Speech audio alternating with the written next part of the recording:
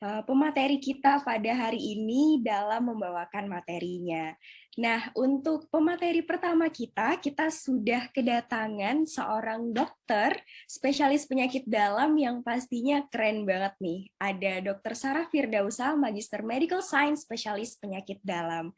Assalamualaikum Dr. Sarah, apakah sudah bergabung bersama kita? Waalaikumsalam warahmatullahi wabarakatuh. Selamat pagi adik-adik. Baik, Selamat dokter pagi, sebelumnya izinkan saya membacakan CV dokter terlebih dahulu kepada panitia, boleh next? Baik, jadi Dr. Sarah Firdausa, Magister Medical Science, spesialis penyakit dalam, pernah menempuh pendidikan kedokterannya di Universitas Syah Kuala, Banda Aceh dari tahun 2000 sampai 2007.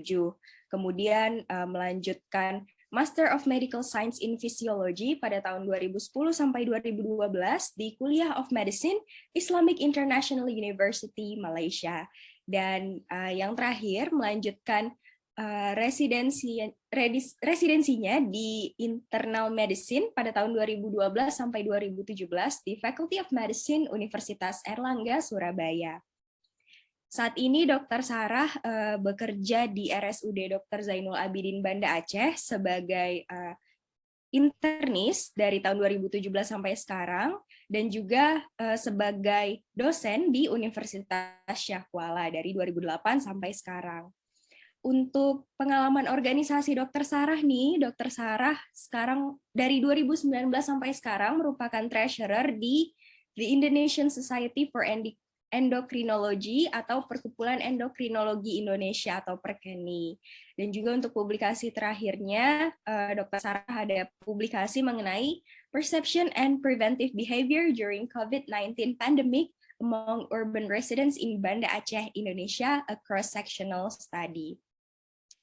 Oke, kalau gitu dari CV-nya aja udah kedengeran keren banget ini Dokter Sarahnya. Jadi kayak kita semua pastinya udah nggak sabar buat dengerin materi apa kira-kira yang akan dibawakan oleh Dokter Sarah. Kalau gitu tanpa berlama-lama lagi, Safa persilahkan saja Dokter Sarah untuk menyampaikan materinya. Silakan dokter. Baik, terima kasih. Saya boleh izin meninggalkan Zoom ya. Baik, terima kasih Prof. Baik, terima kasih Prof. Sarah ya, selamat Ya, ya. baik, terima kasih Prof. Saya pindah kamar aja ini. Oke, baik Prof. Makasih, selamat semuanya, sukses ya. Izin meninggalkan Zoom.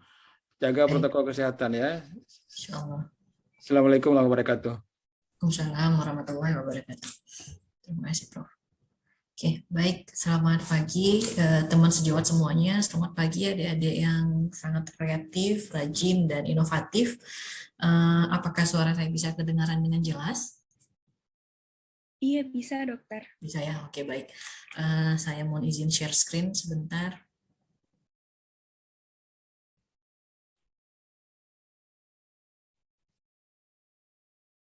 Apakah sudah terlihat? Sudah terlihat dokter. Ya, oke, baik. Baik, terima kasih kepada Cimsa yang telah memberikan saya kesempatan untuk saling sharing. Sebenarnya ini mungkin kita semua udah tahu, tapi barangkali saya hanya mengulang kembali dan juga merefresh kembali pengetahuan bersama kita. Oke, topik yang saya bawa hari ini terkait tentang mitos dan fakta yang terkait dengan diabetes.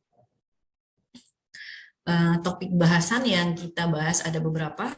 Ada penjelasan singkat tentang penyakit diabetes, tipe-tipenya bagaimana cara mendiagnosisnya, kemudian apa saja faktor risiko sehingga seseorang bisa terkena diabetes, kemudian bagaimana cara kita mencegah penyakit diabetes ini, kemudian hal-hal apa yang boleh dilakukan oleh pasien diabetes, serta mitos dan fakta yang terkait penyakit diabetes. Oke, kita masuk ke sesi topik pertama, yaitu penjelasan tentang penyakit diabetes. Ya, barangkali mungkin adik-adik juga sudah tahu semuanya bahwa diabetes merupakan penyakit metabolik. Kategori penyakit itu diklasifikasikan berdasarkan penyebabnya. Ada yang kita sebut dengan penyakit infeksi, contohnya kayak COVID. Ada yang kita sebut dengan penyakit metabolik, contohnya kayak diabetes. Ada yang kita sebut kayak penyakit keganasan, contohnya leukemia, kanker usus, dan sebagainya. Nah, diabetes ini termasuk dalam kelompok penyakit metabolik. ciri khasnya terdapat kadar gula darah tinggi. Kenapa diklasifikasikan menjadi penyakit metabolisme, padahal yang bermasalah di sini adalah gulanya. Nah, gula ini merupakan hasil metabolisme dari makanan yang kita makan. Makanan yang kita makan sehari-hari terdiri dari karbohidrat, protein, lemak, dan mineral, dan lain sebagainya. Nah, gula darah ini merupakan hasil metabolisme dari gula. Pada orang-orang dengan diabetes terjadi kekurangan produksi insulin, kemudian kalaupun ada insulin di dalam tubuhnya, maka produktivitas kerjanya itu menurun, jadi kita sebut dengan resistensi insulin atau penurunan sensitivitas kerja insulin, ataupun terjadi kedua-duanya. Nah, apabila kadar gula darah yang tinggi ini terjadi dalam waktu lama, maka seseorang itu baru kita akan diagnosis dia dengan diabetes. Tapi kalau kadar gula darah tinggi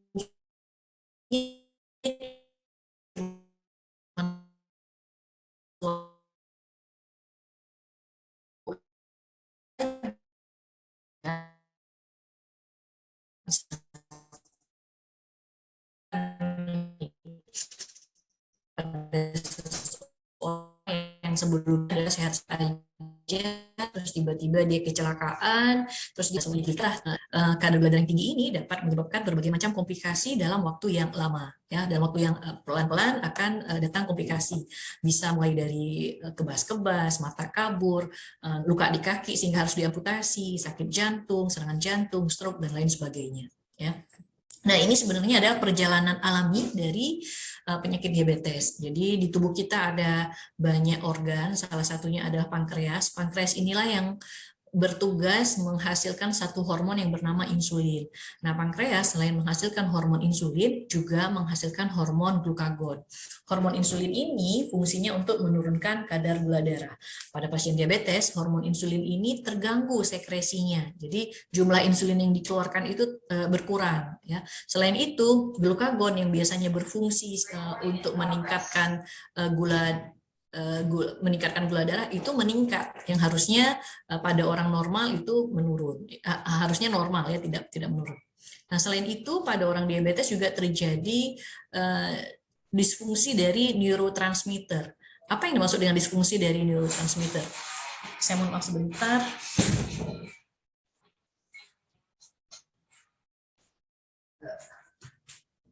Oke.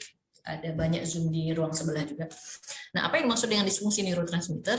Adik-adik bisa bayangkan kadang-kadang bila jumpa pasien diabetes, kadang-kadang kita melihat pasiennya kok makan-makan terus ya, kok dia sebentar-sebentar makan ya, padahal tadi baru makan besar, tapi sekarang kok minta makan lagi ya. Nah, jadi ada disfungsi, ada kelainan di neurotransmitter di otaknya yang mengatakan bahwa saya masih lapar, saya mau makan, saya masih lapar dan saya ingin makan, sehingga dia cenderungnya sering ngemil, ya, pasien diabetes ini.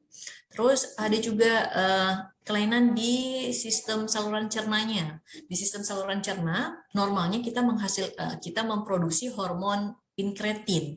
Hormon inkretin ini nanti ada macam-macam lagi. Nah, hormon inkretin ini pada saat kita makan, hormon inkretin akan keluar, dan akibat keluar hormon inkretin, maka dia akan membuat si pankreas mengeluarkan insulin. Pada orang diabetes, hormon inkretin ini menurun, sehingga ketika pasien diabetes ini makan, hormonnya nggak keluar, sehingga dia tidak merangsang pankreas untuk mengeluarkan insulin. Oleh sebab itu, makanya terjadi peningkatan gula darah. Selain itu, di ginjal ini juga berpengaruh terhadap terjadinya diabetes, ya. Pada pasien-pasien, pada kita orang normalnya gula itu akan diserap kembali oleh ginjal, setelah difiltrasi diserap kembali oleh ginjal.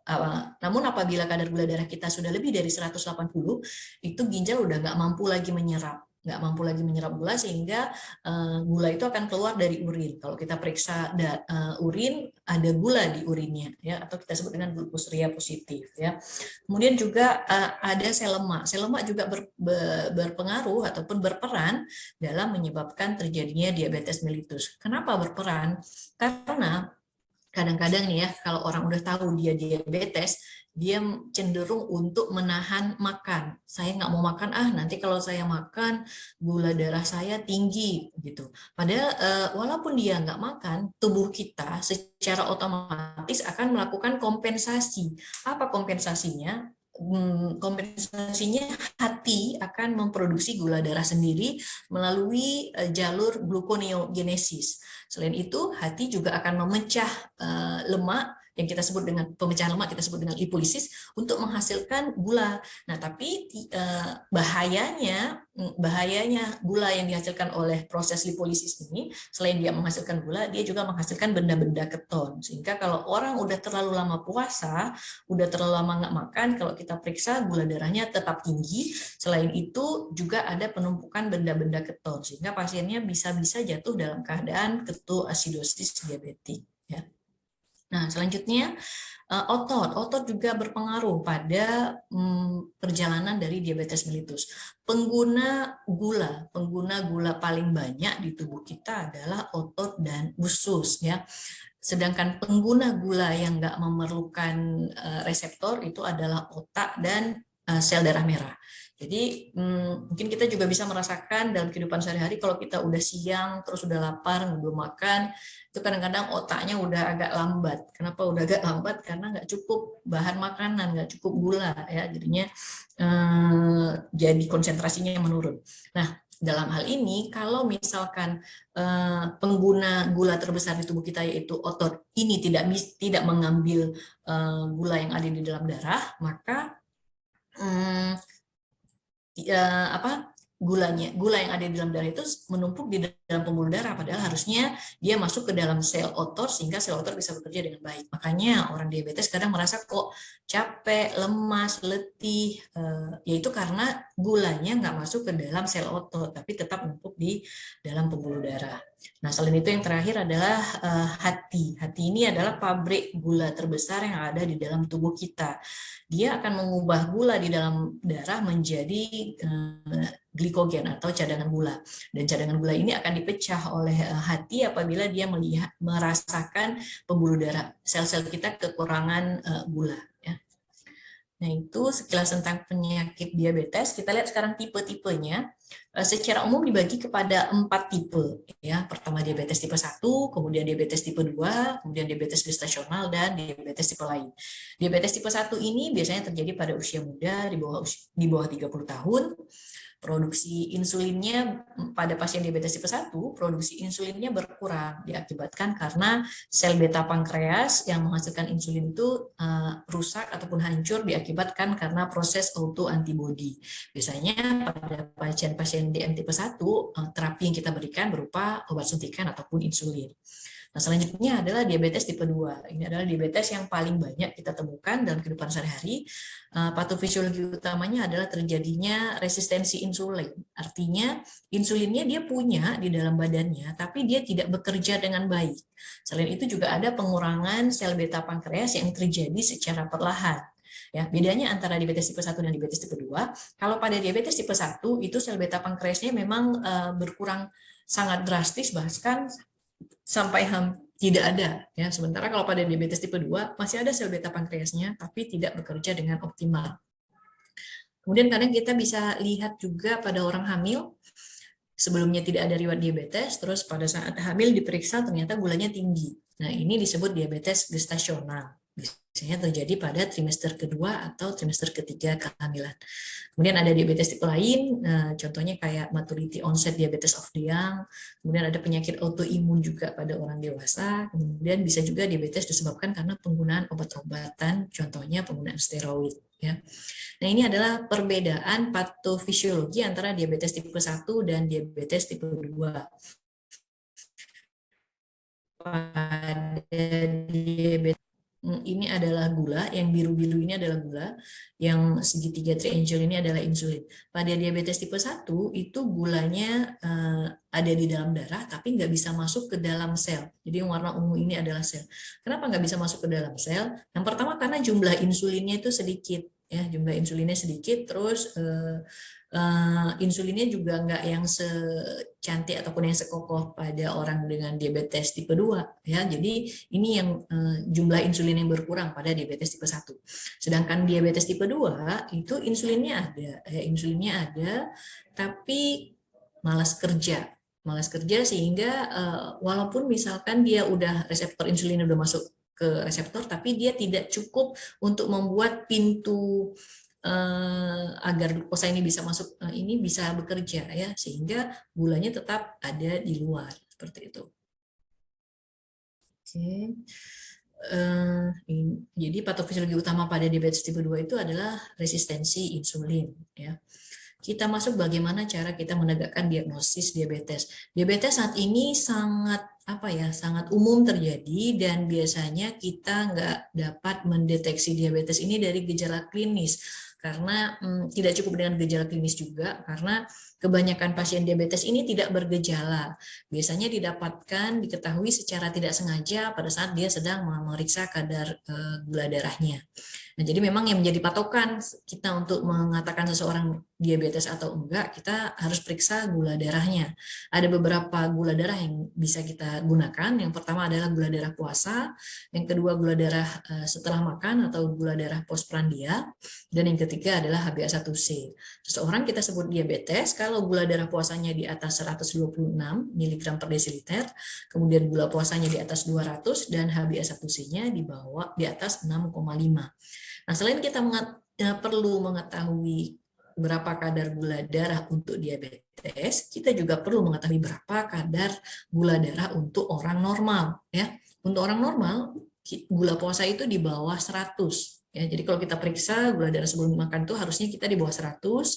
Kemudian gula darah 2 jam setelah makan itu harusnya di bawah 140, dan HbA1c itu di bawah 5,7. Kemudian bagaimana kalau gula darah puasanya di antara nilai normal dan nilai diabetes? Maka kita sebut dengan prediabetes ya. Jadi kalau misalkan kita periksa gula darah kita antara 100 hingga 125, maka kita sebut prediabetes ya. Begitu juga dengan gula darah puasa antara 140 hingga 200, kita sebut prediabetes. Ataupun HbA1c antara 5,7 hingga 6,4%, maka kita sebut prediabetes.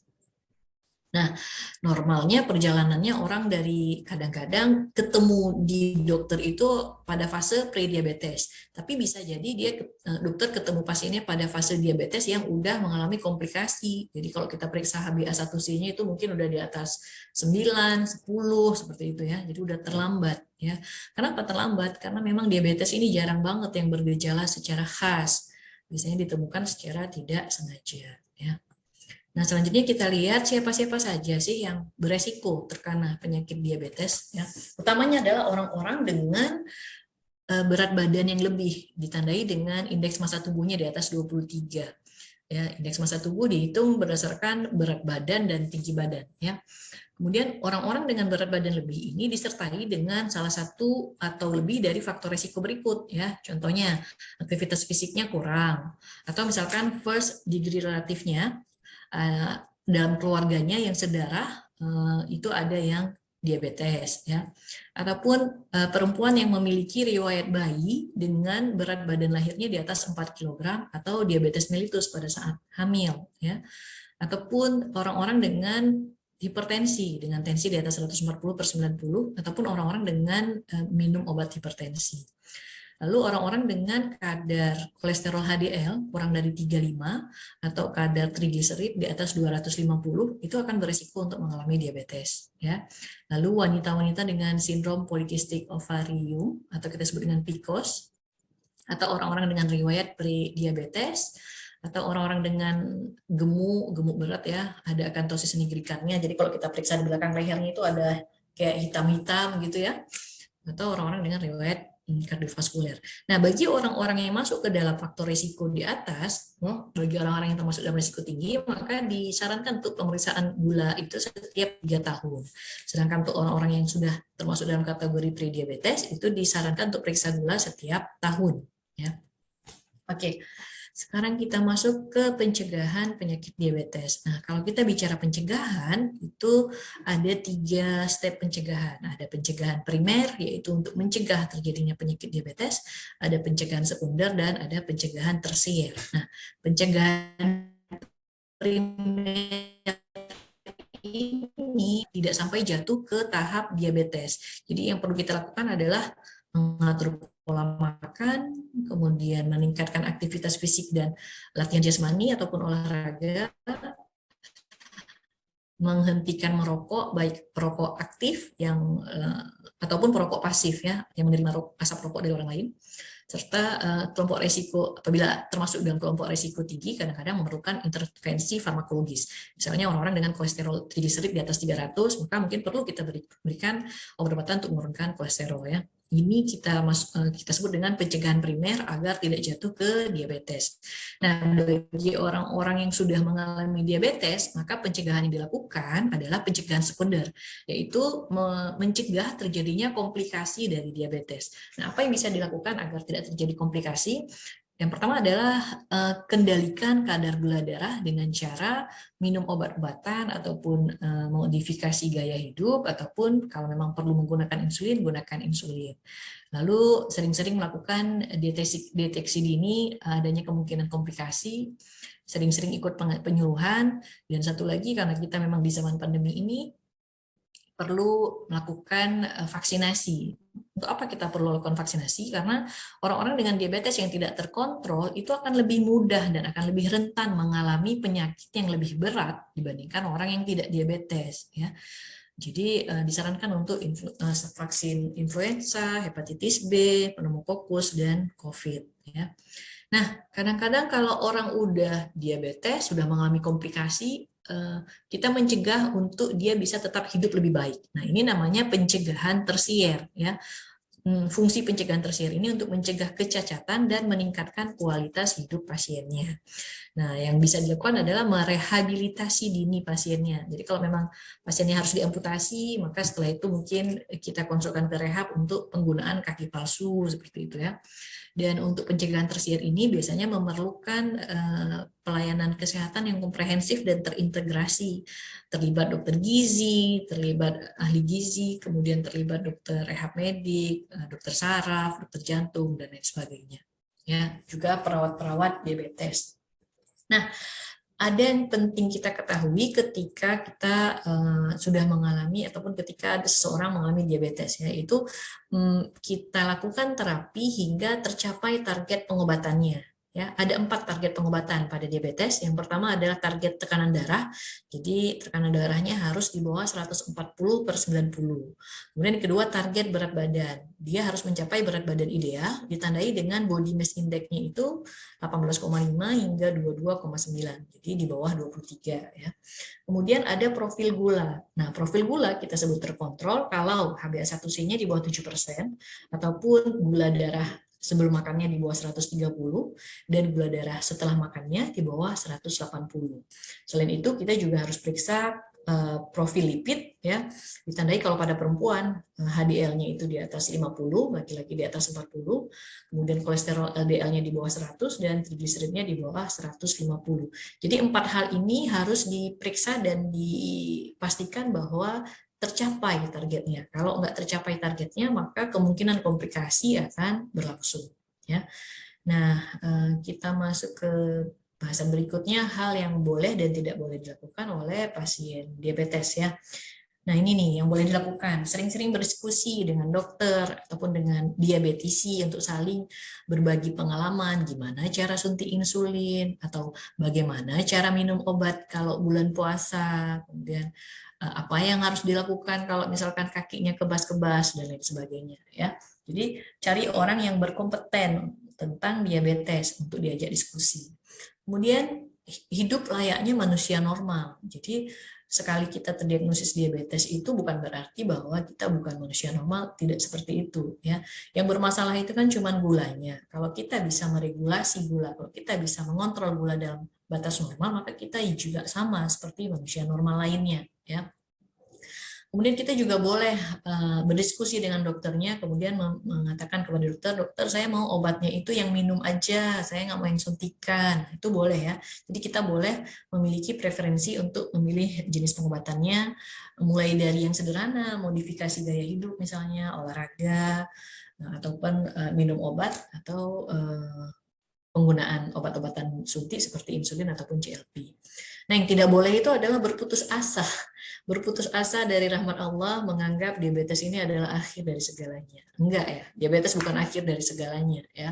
Kita bisa tetap produktif, inovatif, dan hidup layaknya manusia normal, walaupun misalkan kita diabetes.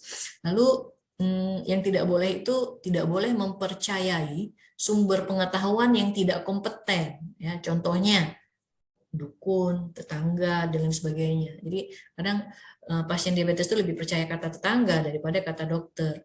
Dok, kata tetangga saya kalau diabetes kering, nggak apa-apa dok kalau nggak minum obat.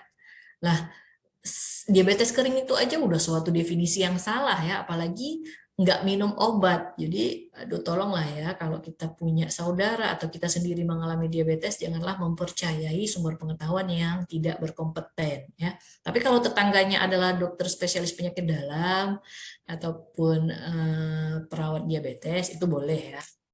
Ini maksudnya tetangga yang tidak berkompeten, yang tidak boleh.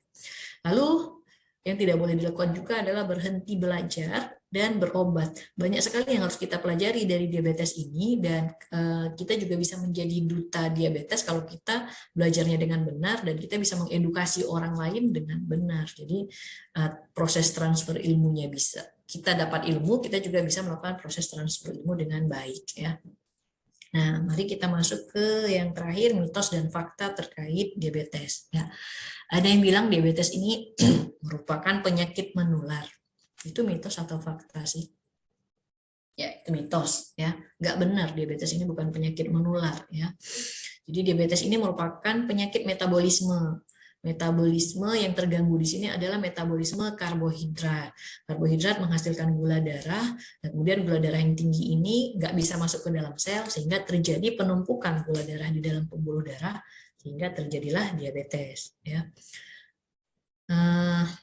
Nah, penumpukan gula yang lama ini itulah yang mengakibatkan kita mengalami diabetes. Jadi bukan penyakit keturunan.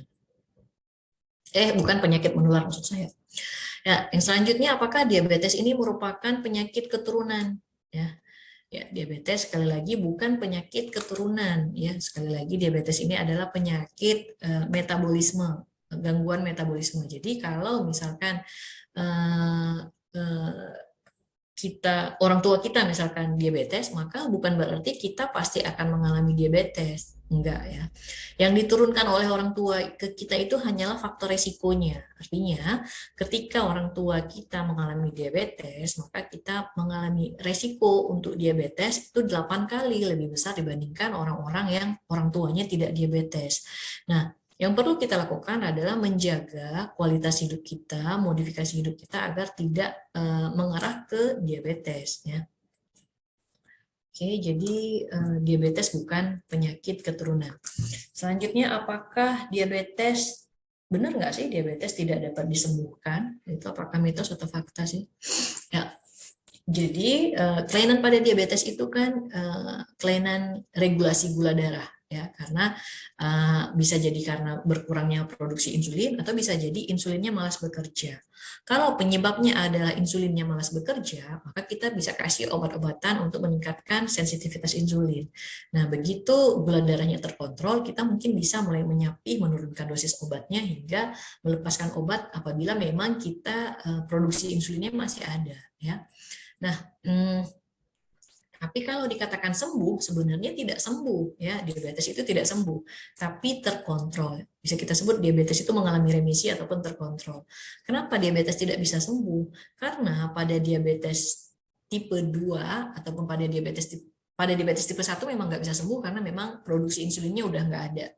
Kalau pada diabetes tipe 2 itu pada saat kita didiagnosis diabetes, 50% dari sel beta pankreas kita itu udah rusak, udah menurun jumlahnya, sehingga kalau dikatakan sembuh sempurna enggak, tapi bisa terkontrol ya. Nah, apakah diabetes tipe 2 hanya terjadi pada orang gemuk saja? Enggak lah ya, itu mitos ya. 20% diabetes tipe 2 itu juga terjadi pada orang yang normal, berat badannya normal, atau bahkan pada orang yang kurus ya. Kemudian apakah pasien diabetes tidak boleh makan atau minum gula? Nah, mitos juga ini ya. Setiap makanan yang kita makan yang berasal dari karbohidrat itu nanti ujung-ujungnya akan diubah menjadi gula. Apa aja contoh makanan jenis karbohidrat? Nah, nanti dokter gizi akan menjelaskan lebih lanjut ya. Nasi, roti, biskuit, dan lain sebagainya. Itu nanti akan diubah menjadi gula. Jadi pasien diabetes itu boleh makan gula. Namun gula yang dianjurkan dimakan itu dikonsumsi itu adalah gula yang kompleks, gula yang bukan gula yang simplex. Gula yang simplex itu contohnya kayak gula dapur, sirup, kemudian minuman-minuman fast food ya, itu gula yang simplex ya. Dianjurkan kita makan gula yang kompleks. Nanti mungkin dokter gizi klinis akan menjelaskan lebih detail tentang masalah makanan ini ya. Nah, selain itu pada pasien diabetes harus diatur juga jenis dan jumlah gula yang dikonsumsi serta batasi penggunaan gula dapur. Nah, ini terkait dengan bulan puasa ya. Boleh nggak ya pasien diabetes itu berpuasa? Perlu kita lihat resikonya kalau dia berpuasa. Jadi orang diabetes itu kita harus stratifikasikan resiko komplikasi diabetesnya itu berat, sedang, atau rendah. Kalau resiko komplikasinya itu rendah, maka dia boleh berpuasa. Kalau risiko komplikasinya itu sedang, maka dia boleh berpuasa dengan hati-hati. Namun apabila risiko komplikasi diabetesnya itu berat, maka dianjurkan untuk tidak berpuasa. Dan apabila pun ia berpuasa, maka dia harus bisa mengenali gejala-gejala dari resiko berpuasanya. Resikonya itu bisa jadi gula rendah ataupun hipoglikemi ataupun gula tinggi, kita sebut dengan hiperglikemi, dan rajin lakukan pemeriksaan gula darah mandiri ya. Nah, kategori risiko itu didasarkan kepada 14 item ini ya. Jadi didasarkan kepada tipe diabetesnya, apakah diabetes tipe 1 atau diabetes tipe 2. Kemudian durasi diabetesnya, apakah baru 1 tahun terdiagnosis diabetes atau sudah 10 tahun ya. Kemudian apakah ada tidaknya kejadian gula rendah sebelumnya, ada tidaknya episode hipoglikemi dalam 3 bulan terakhir. Kemudian bagaimana kontrol hiperglikeminya, berapa kadar HbA1c-nya. Kalau HbA1c-nya terkontrol bagus, maka boleh berpuasa. Ya. Kemudian jenis obat-obatan dan insulin ataupun insulin yang dia gunakan. Kalau dia berpuasa, maka ada obat ataupun insulin yang dimodifikasi penggunaannya. Jadi ada obat yang biasanya diminum pagi, ini maka diminum pada saat buka puasa. Ataupun ada insulin yang biasanya disuntik siang atau pagi, maka ini suntikan insulinnya dosisnya diturunkan. Seperti itu ya. Lalu dilihat lagi apakah ada komplikasi pada pasiennya, fungsi ginjalnya, apakah pasiennya hamil, bagaimana aktivitas fisiknya, fungsi kognitifnya, bagaimana riwayat Ramadan sebelumnya, dan durasi puasa. Durasi puasa kalau di Indonesia itu sekitar 10 hingga 12 jam. Kalau di luar negeri ada yang cuma 3 jam doang, tapi ada juga di luar negeri yang durasi puasanya itu hingga 20 jam. Ya.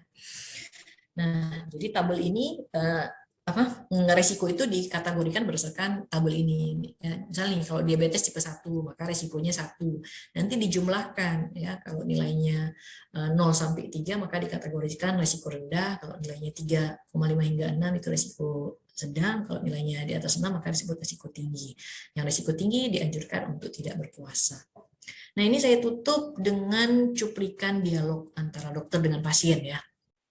Ya, seorang pasien datang ke dokter lalu cuplikan dialognya seperti ini. Pasiennya bilang, "Assalamualaikum dok." Terus dokternya bilang, "Waalaikumsalam, silakan duduk Pak, ada yang bisa saya bantu?" Terus kata pasiennya, "Dok, akhir-akhir ini kaki saya sering kebas-kebas. Terus malam hari kadang terbangun untuk kencing. Berat badan saya juga turun. Lalu saya periksa gula darah ke lab dan hasilnya dikatakan bahwa saya mengalami diabetes." Terus dokternya berkata, "Baik Pak, boleh saya lihat hasil laboratoriumnya?" Lalu dokternya membaca dan menganalisa hasil lab Bapak tersebut. Ya. Kemudian dokter berkata, "Benar Pak, dari hasil pemeriksaan darah Bapak menderita diabetes. Nah, apakah dalam keluarga Bapak yang sedarah ada yang menderita diabetes?" "Tidak ada," kata pasiennya. Terus, "Selama ini Bapak makannya berapa kali sehari?" Terus pasiennya bilang 3 kali sehari dok, seperti biasa. Nah, kalau untuk minuman seperti kopi dan snacknya berapa kali Pak? Kalau itu sering dok, berkali-kali. Saya sering nongkrong di warung kopi.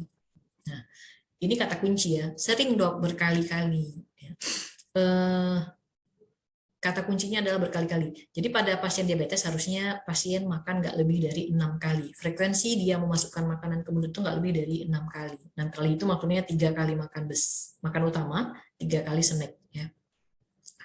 Terus dokternya bertanya lagi, apakah Bapak ada merokok? Terus pasiennya bilang, iya dok, saya perokok berat. Rata-rata 2 bungkus per hari. Ya. Terus biasanya sebelum tidur Bapak ada konsumsi apa? Saya bilang, saya sering makan mie dok, makan Indomie buatan saya enak sekali. Terus istrinya juga mengatakan, iya dok, suami dan anak-anak saya sering minta dibuatkan mie. Terus dokternya tanya, Bapak ada olahraga? Enggak dok, apalagi sekarang pandemi, nggak berani olahraga. Terus dokternya berkata, baik Pak, Ibu, dari sekilas wawancara kita tadi, menggambarkan bahwa faktor penyebab Bapak menderita diabetes itu karena pola hidup. Nah, pola hidup yang mana nih? Dia ada makan mie malam hari, dia tidak ada olahraga, dia ada merokok, terus dia sering ngemil, walaupun makan utamanya cuma 3 kali, tapi ngemilnya sering. Ya, jadi apa pelajaran yang bisa diambil dari kisah di atas? Ya, bapaknya datang tadi dengan keluhan sering kebas-kebas, terus malam harinya sering terbangun untuk kencing, ada berat badan juga menurun. Ketika periksa darah ke lab dikatakan hasilnya diabetes. Nah, dalam keluarga apakah ada yang diabetes? Itu nggak ada tadi kan. Oke, faktor ini faktor risiko keluarga terdiminish ya, tereliminasi. Kemudian makan berapa kali makan sehari, dia jawab 3 kali. Namun pada saat ditanya kopi dan snack sering berkali-kali ya, karena sering nongkrong di warung kopi. Kemudian ada faktor risiko merokok juga, rata-rata 2 bungkus per hari. Lalu sebelum tidur ada sering makan mie. Mie ini kan karbohidrat ya, diubah menjadi karbohidrat. Olahraga juga enggak. Sehingga faktor penyebab diabetes pada bapak tersebut adalah pola hidup yang tidak sehat ya. Ini adalah upaya keluarga yang bisa kita lakukan untuk mencegah diabetes ya. Yang pertama mengatur jadwal makan terdiri dari 6 kali sehari, 3 kali makan utama, 3 kali snack. Kemudian jenis makanannya harus proporsional antara karbohidrat, protein, dan lemak. Jumlah makanannya juga tidak berlebih, ikuti sunnah Nabi, tidak berlebihan. Makan sebelum lapar dan berhenti sebelum kenyang. Lalu lakukan olahraga, istirahat teratur, dan bekali diri dengan pengetahuan tentang diabetes. Ya, kalau kita tidak mengubah diri kita, maka tidak ada juga yang bisa merubah kita. Terima kasih, mudah-mudahan ada manfaatnya. Saya tutup. Wabillahi taufiq wal hidayah. Assalamualaikum warahmatullahi wabarakatuh.